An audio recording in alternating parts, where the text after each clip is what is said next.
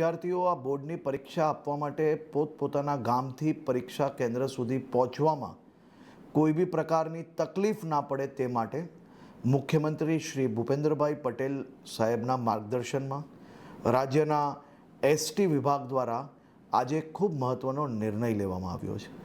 આજે 250થી વધારે એક્સ્ટ્રા ટ્રીપો આ વિદ્યાર્થીઓની સુવિધાઓ માટે ચાલુ કરવાનો નિર્ણય લેવામાં આવ્યો છે.